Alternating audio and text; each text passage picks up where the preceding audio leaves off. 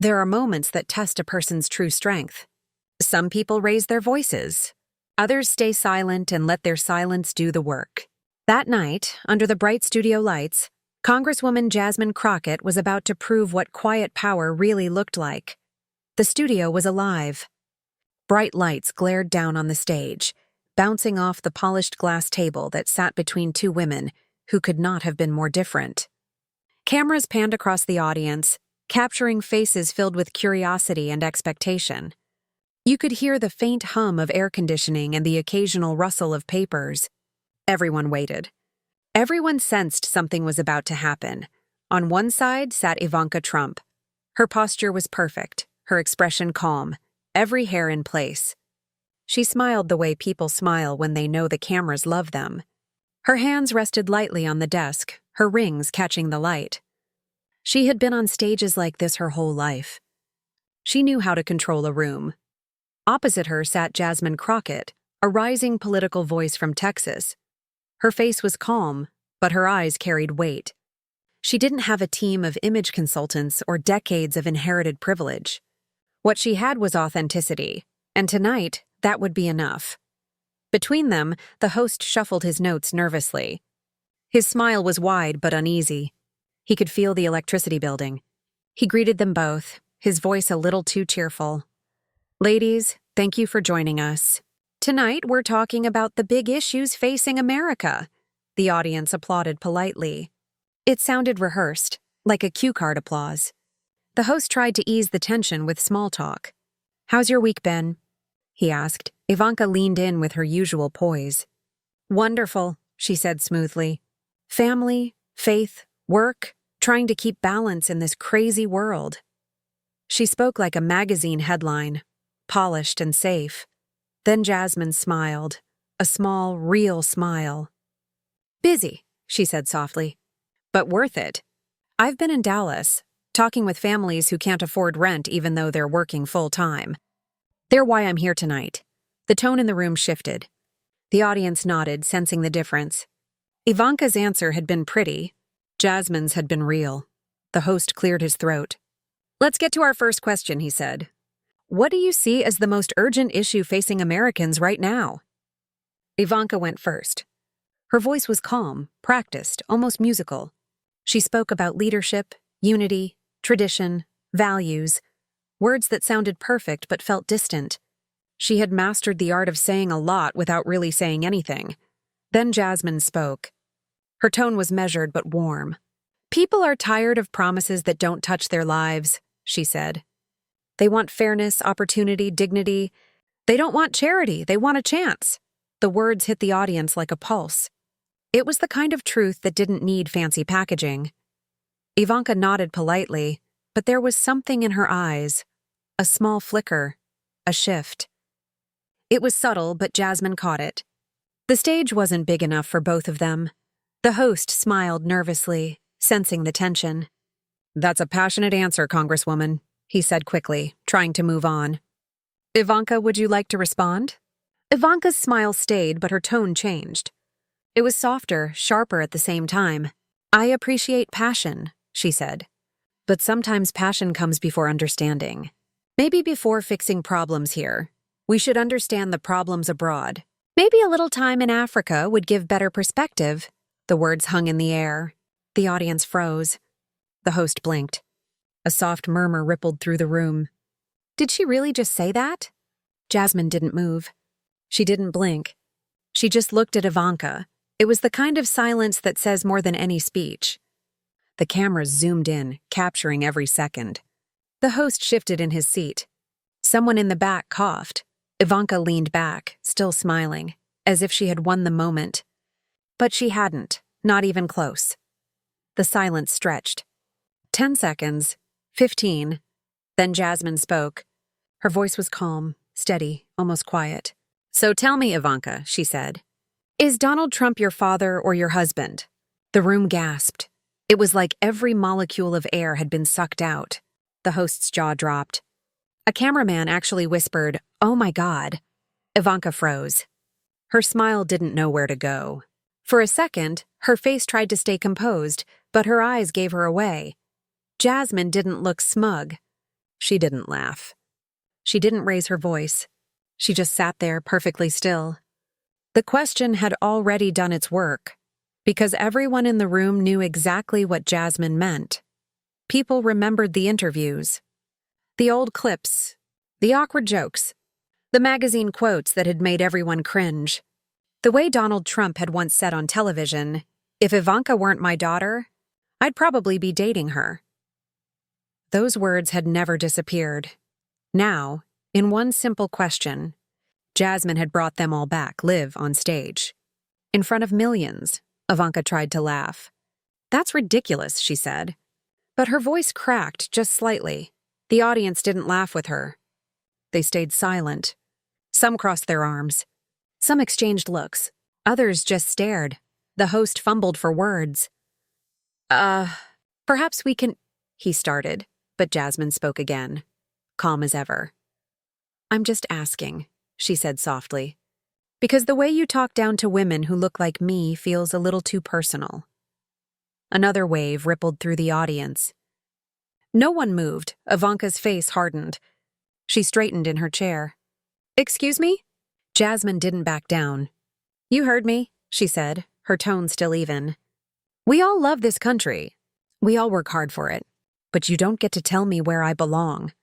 For the first time, Ivanka didn't have a response. She opened her mouth, then closed it again. Her silence said everything. The host tried again. "Let's shift the conversation a bit," he said weakly. "Maybe talk about unity?"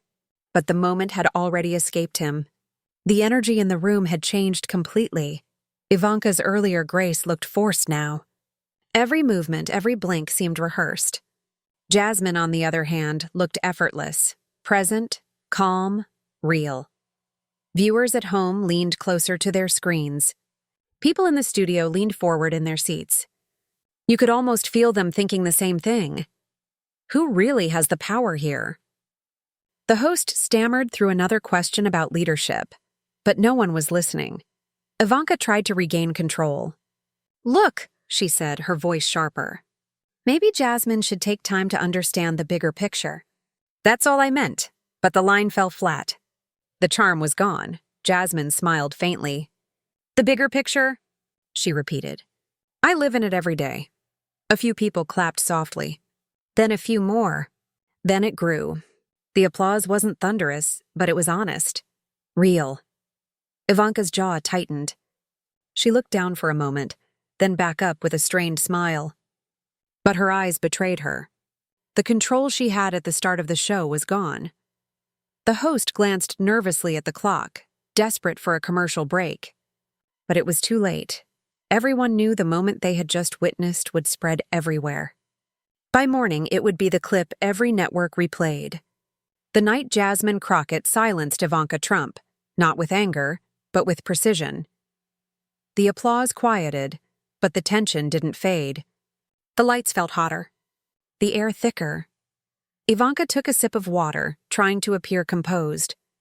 Jasmine folded her hands and waited, calm as ever. The host finally managed to speak. "Congresswoman Crockett," he said carefully, "how would you like to respond, moving forward, from what was just said?" Jasmine looked at him, then at Ivanka, and finally at the audience. Her voice was steady. "I think tonight shows why conversations like this matter," she said. "Because respect shouldn't depend on where someone was born, how they look, or what last name they carry." The audience nodded. You could feel it, the connection, the sincerity. Jasmine leaned forward slightly. "You see, I don't need to go anywhere else to understand my country," she said. "My country is right here." A pause. Then soft applause again, growing louder each second. Ivanka's lips tightened into a small frozen smile. She looked like someone watching control slip through her fingers. The host smiled awkwardly. "We'll take a short break," he said quickly. "Stay with us." But the audience didn't move. They stayed glued to their seats, still caught in the moment. The cameras pulled back, catching Jasmine sitting still under the lights. Her expression calm, her eyes steady. Across from her, Ivanka looked down, tapping her fingers lightly against the table. Her confidence cracked. Everyone could feel it. Something had changed. When the commercial lights dimmed and the host's voice faded into background chatter, you could still hear the whispers echoing through the audience. "That question," someone murmured. "Did you hear that question?" It wasn't just a debate anymore. It was a reckoning, and deep down, everyone knew. This was only the beginning. When the cameras faded back in, the air in the studio felt different. Something invisible had shifted. The polite tension from before had turned into something heavier, something you could almost touch. Ivanka Trump sat tall again, her shoulders squared, her expression calm, but her eyes told another story. She was thinking about every word, every glance, every moment she'd lost control. Jasmine Crockett didn't move. She sat quietly, hands folded, eyes steady. The audience sensed it. The power had changed seats. The applause from before had stopped, but its echo lingered in people's chests. They knew they had just witnessed something they'd remember. The host cleared his throat and smiled too brightly. "Welcome back," he said, trying to sound cheerful. "Before the break we had a lively exchange." His voice trembled on the last word. "Let's move forward." The audience chuckled softly, but even their laughter felt cautious. Ivanka adjusted her microphone. "I think it's important," she said smoothly, "to focus on solutions, not on personal attacks. I respect Congresswoman Crockett, but that but never lands the way she expects." Jasmine tilted her head slightly. "No need to finish that sentence," she said gently. "We both want what's best for America. The difference is just in how close we stand to the people we talk about." That line hit deep. It wasn't sharp or cruel, it was true. The audience murmured in agreement. The host glanced nervously at his producer through the glass window. Ivanka smiled thinly. "That's fair," she said, her tone clipped. "Though I believe I've worked just as hard to uplift communities." Jasmine nodded politely. "I'm sure you have," she replied. "The question is who asked for the uplift and who asked to be listened to." That one sentence changed everything again. The crowd began to clap, not loudly, but enough to break Ivanka's rhythm. Cameras caught her exhale, short and shallow. Somewhere behind the stage, the show's social media manager's phone was already buzzing. Clips were being uploaded in real time. The moment Jasmine asked her now famous question, the internet had exploded. On Twitter, on TikTok, on every news app, people were talking. Hashtags with Jasmine's name were climbing fast. Art Crockett question was trending #1, and back in the studio, Ivanka didn't even know it yet. The host turned toward Jasmine. "Congresswoman, your words are making quite an impression," he said carefully. "What do you think viewers should take from this discussion?" Jasmine smiled, the kind of smile that doesn't need to prove anything. "That civility isn't silence," she said. "That you can stand tall without shouting. And that sometimes the most dangerous thing in the world is a woman who stays calm." A few people in the crowd actually stood up to clap. It wasn't a political gesture. It was respect. Ivanka pressed her lips together, watching. She waited for the applause to die down, then leaned forward. "You speak about calm, but you asked a question meant to humiliate," she said. "That wasn't leadership." Jasmine met her eyes. "You call it humiliation," she replied softly. "I call it truth. The truth makes people uncomfortable, especially the people who've never had to face it before." The host jumped in quickly. "Let's keep the discussion productive," he said, laughing nervously. "We're here to talk about issues, but the issues were no longer numbers or policies. The issue was right in front of everyone, the contrast between two Americas sitting at the same table. The camera zoomed in on Jasmine's calm face, then on Ivanka's tight smile. The director in the control room whispered, "Stay on Crockett." The eyes are with her. Outside the studio, the reaction was already wildfire. People across the country were watching live feeds, clipping moments, replaying Jasmine's calm reply over and over. Retired teachers in Ohio, truck drivers on break in Tennessee, nurses scrolling through their phones between shifts. Everyone had an opinion, and almost everyone had chosen a side. In bars, in kitchens, in late-night diners, people were saying the same thing. "Did you hear what she said to Ivanka?" Back on set, the host tried to pivot. Let's talk about unity, he said brightly. What can Americans do to come together again?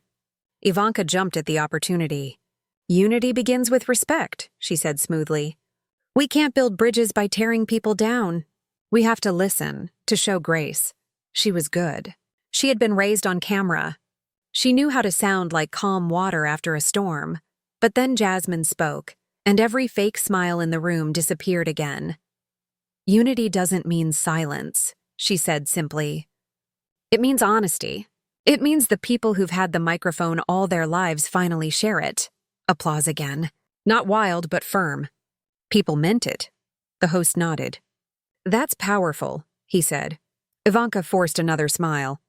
It's easy to talk about sharing microphones when you already have one handed to you, she said. The crowd reacted. Soft gasps, murmurs. Jasmine's tone stayed kind. And it's harder when you've had to build your own, she said. But I'm used to doing the hard work. The audience loved it. They clapped again, longer this time. The camera caught a close-up of Ivanka's face. She blinked slowly, her smile frozen in place. Behind her, a stagehand whispered, "Phones are blowing up." Indeed, in New York, a producer at a major news network was already cutting the clip for the morning broadcast. "Find the question moment," she said. "Then find this new one. Unity doesn't mean silence. That's gold." The host tried to regain control, reading his cue cards. "Let's take a few questions from the audience." A woman in the front row stood. "Congresswoman Crockett," she said. "Thank you. My daughter's been watching you since you first ran for office. She texted me, said she's proud tonight." Jasmine's eyes softened. "That means a lot," she said quietly. "Tell her to keep speaking up, even when her voice shakes." The audience applauded again. Then a man in the back raised his hand. "Ivanka," he said carefully, "do you think you owe the Congresswoman an apology for what you said earlier?" The question sliced through the air. The host froze.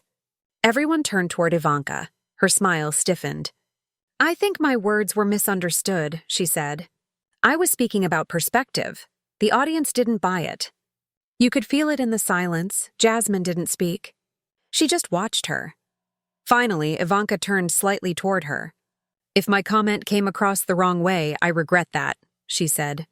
"It sounded rehearsed, but it was something." Jasmine nodded. "Thank you," she said simply. That's all anyone needed to hear. And that right there, that quiet grace, made her win again. The host exhaled in relief. "Well said, both of you," he declared. "That's the kind of dialogue we need." But it was clear to everyone watching that there hadn't been two equal voices tonight. There had been a teacher and a lesson. As the show ended, cameras pulled back. The theme music played. Applause rolled through the room, polite but uneven. Jasmine stood, shook Ivanka's hand with a steady grip, and turned toward the audience with a genuine smile. The host thanked everyone for watching. But before the credits rolled, the camera caught one final shot. Jasmine walking off stage. Calm and upright, as Ivanka turned to speak to a producer, her face tight with something that wasn't quite anger, but wasn't peace either. Outside, the night air was cool. Jasmine stepped into the quiet hallway, the noise of the studio fading behind her. Her assistant rushed up. "Congresswoman," she whispered, holding her phone. "You're trending everywhere." Jasmine smiled faintly. "Good," she said. "But let's make sure the story's about what was said, not just the moment." Her assistant nodded, though she knew the moment would live on its own. In a nearby room, Ivanka sat surrounded by her team. Phones buzzed. Messages flashed across screens. "Damage control," someone whispered. "We'll issue a statement in the morning." Ivanka didn't respond. She just stared at the blank monitor in front of her, replaying the moment when Jasmine's calm question had broken her perfect composure. Across the city, televisions replayed the clip on loop. On late-night talk shows, anchors smiled knowingly as the footage rolled. "That's one for the history books," one host said. And she didn't even raise her voice. The next morning, the internet belonged to Jasmine Crockett. News outlets ran headlines. "Congresswoman turns the tables on Ivanka Trump," and "The question heard around America." Clips of her quiet composure filled every social feed. People called it the moment respect met reality. Even those who didn't agree with her politics couldn't deny what they'd seen. A woman under pressure who didn't break, didn't yell, didn't crumble. She just asked one question that flipped the power dynamic of the room. By sunrise, Jasmine's phone was flooded with messages, supporters, old friends, even rivals. Some offered praise, others warnings. She scrolled through a few, then put the phone face down. She wasn't looking for attention. She had said her truth, and that was enough. Across town, Ivanka walked into a quiet meeting room. Her team already waiting, coffee cups lined up, laptops open. "We'll frame it as a misunderstanding," one advisor said quickly. "Focus on your charity work, shift the narrative." Ivanka nodded, but her mind was elsewhere. No matter what they wrote, no matter what statement they crafted, people had already decided what they saw. Meanwhile, Jasmine stepped into her car. The city was waking up.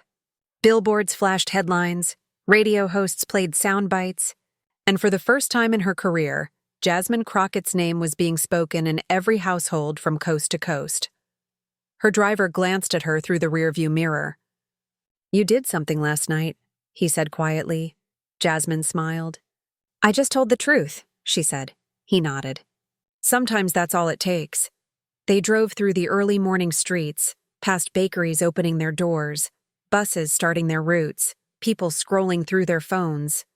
Everywhere, that clip played again. The silence, the question, the calm. Inside the car, Jasmine watched the sun rise between the buildings. For the first time since the show, she allowed herself to exhale. The city looked softer in the early light. Her phone buzzed again, an unknown number. She hesitated, then answered. "Congresswoman Crockett?" a familiar male voice asked. "This is Anderson Cooper. I'd like to invite you to my show tonight. People want to hear more about what happened." Jasmine smiled, calm as ever. "I'll think about it," she said. "But if I come, we'll talk about the issues, not the insult." "Of course," he said. "But whatever you decide, you made history last night."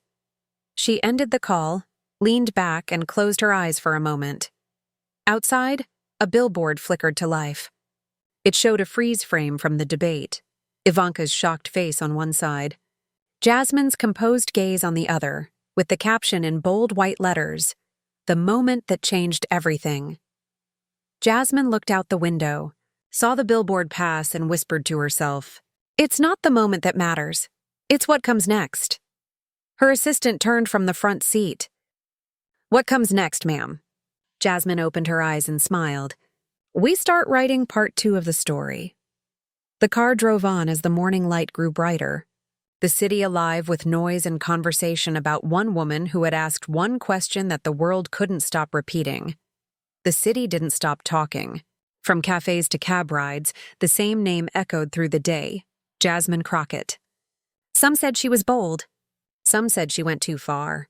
But everyone agreed on one thing. She made history with one question that shook the room. By mid-morning, every major network wanted her. Anderson Cooper, CNN, MSNBC, even conservative commentators couldn't ignore it. The clip had traveled across the country faster than wildfire. In New York, screens in Times Square replayed the exchange on loop. People walking by slowed down just to watch Jasmine's calm expression, the question that made the world stop breathing, and the silence that followed. That silence had become her strength. Inside her office in Dallas, Jasmine sat quietly, the blinds half open, letting the golden light spill across the room. Her assistant, Kiara, hurried in with her phone. "It's trending again," she said breathlessly. "It's everywhere. Even Fox is covering it now." Jasmine didn't look up. "Are they talking about the question or the meaning behind it?" Kiara paused. "Mostly the moment," Jasmine smiled faintly. "Then it's time to change that." She stood, adjusted her jacket, and walked toward the mirror. She looked calm, almost serene, but behind her eyes was a quiet fire. She had faced worse. Courtrooms, campaigns, closed doors, and backhanded compliments. But this moment was different. This one belonged to her. In another city, behind tinted windows and polished glass, Ivanka Trump sat with her PR team. The mood was heavy. Her publicist scrolled through headlines on an iPad. Crockett's question goes viral. Ivanka silenced on live TV. Power shift on national stage. Ivanka's expression didn't move, but her hand clenched slightly around her coffee cup. "How long until it fades?" she asked quietly. Her advisor hesitated. "This won't fade soon," he admitted. "Clips are being shared by people who don't even follow politics. It's emotional." It hit a nerve. Ivanka's gaze hardened. "Then we get ahead of it." Her phone buzzed. A text from her father. "That woman's disrespectful. Don't let her get away with it." She didn't respond. She just stared at the screen, thinking about how much that one question had exposed. Not about her, but about the shadows around her name. Meanwhile, Jasmine Crockett's phone rang again. "Anderson Cooper, line 2, Kiara whispered. Jasmine picked up. "Mr. Cooper, I'm honored," she said, her tone warm. "Congresswoman, America's been watching," Anderson said. "You've struck a chord. I'd like to talk about what happened last night and what it means." Jasmine nodded. "Then let's make sure it's about respect, not revenge." That evening, the studio lights in New York glowed like molten gold. The air buzzed with quiet anticipation. Anderson Cooper sat at his desk, papers neatly stacked. Cameras rolled. "Tonight," he began, "a moment from last night's political forum has sparked nationwide debate. Joining us live, Congresswoman Jasmine Crockett." The audience applauded as Jasmine walked in, poised, confident, and grounded. She greeted Anderson with a handshake and a calm smile. "Congresswoman," he began, "you've been called courageous, controversial, even revolutionary. Did you expect this reaction?" Jasmine smiled softly. "I expected a conversation," she said. "But sometimes the truth echoes louder than you think." Anderson leaned forward.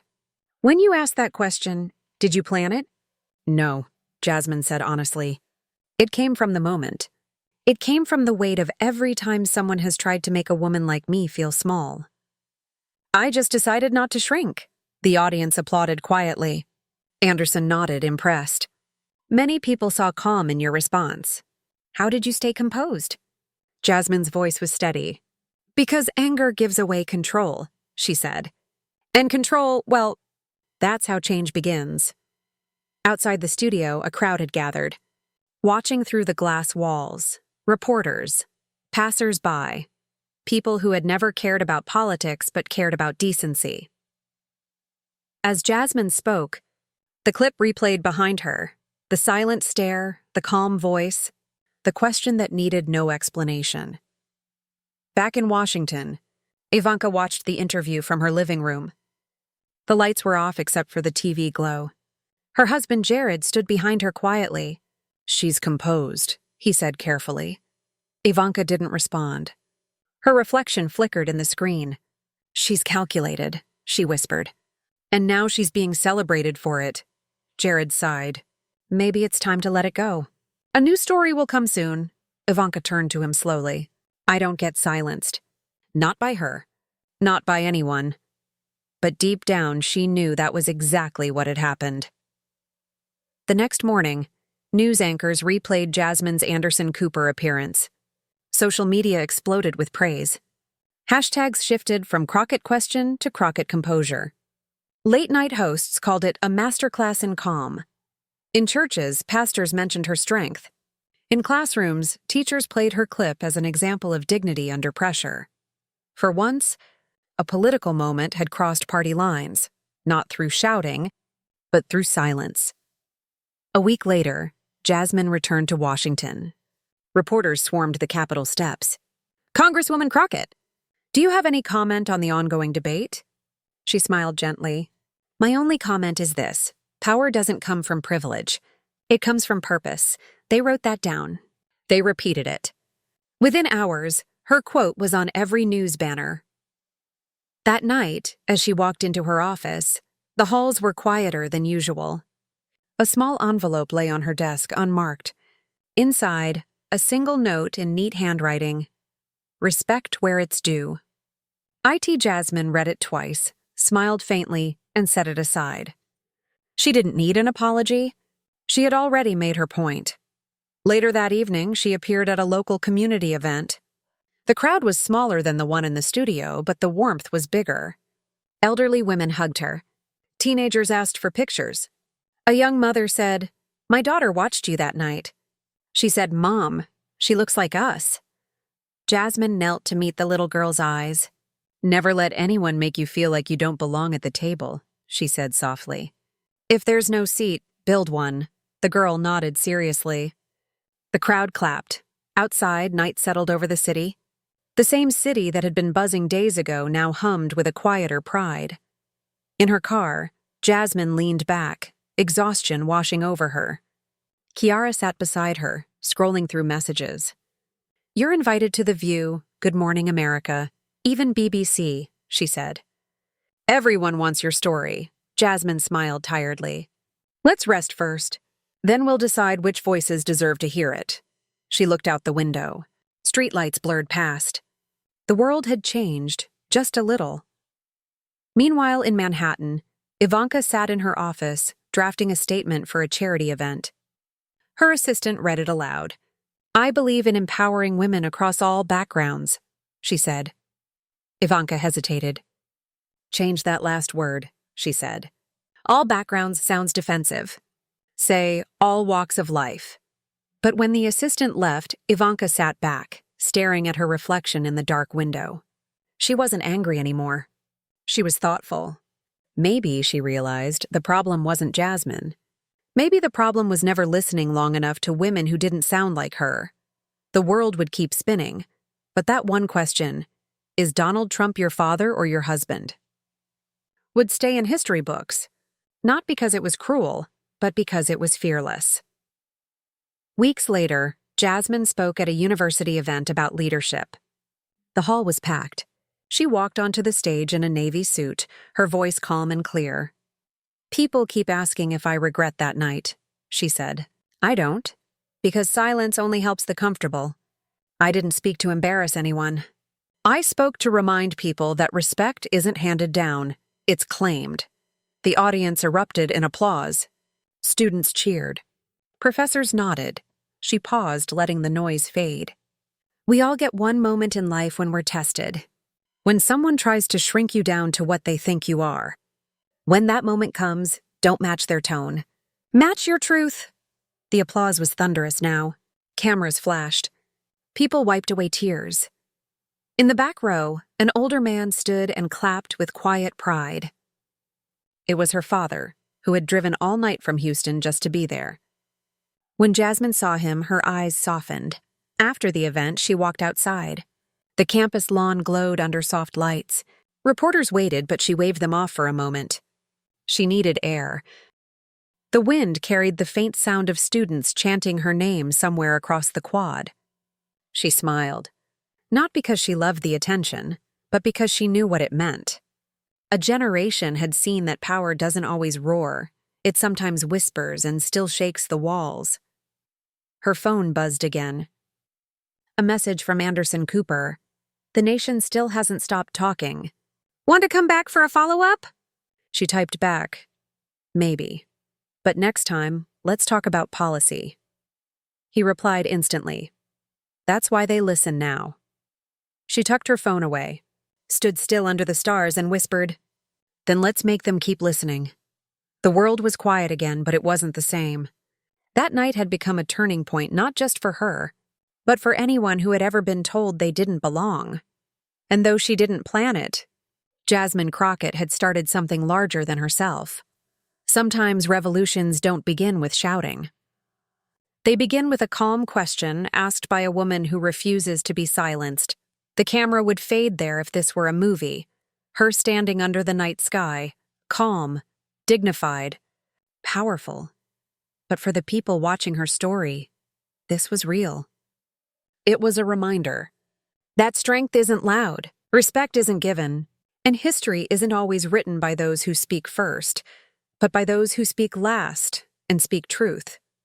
The next morning, headlines read, "Crockett's calm changes everything."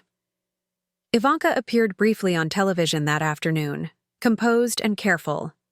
"We all grow from moments of challenge," she said smoothly. "And I wish the Congresswoman well." It sounded genuine enough, but viewers could tell. The energy was different now. Jasmine didn't respond publicly. She didn't need to. She was already busy working, back in committee hearings, back in her district, doing what she always said she'd do, fighting for ordinary people, because the real victory wasn't the debate. It was showing the country that grace under fire can move mountains. And as the sun set that evening, the city lights reflected off the Capitol dome, glowing gold against the twilight. Somewhere inside, Jasmine Crockett walked down the hallway with her phone buzzing again. Reporters calling, invitations pouring in, but her steps stayed measured. Her smile calm, she whispered quietly to herself, "It's never about the spotlight. It's about what you shine it on." She pushed open the heavy wooden doors, stepped outside into the cool air, and let the world see what strength truly looks like. Steady, calm and unbreakable, and somewhere, in living rooms across America, people replayed the clip once more. The question, the silence, the composure, and every time they watched it, they remembered, sometimes the most powerful sound in the world is a woman refusing to stay quiet. And that, my friends, is how one question changed everything. If you felt that power too, don't forget to like this video, subscribe for more stories like this, and share it with someone who needs to be reminded. Your voice matters, no matter who tries to silence it.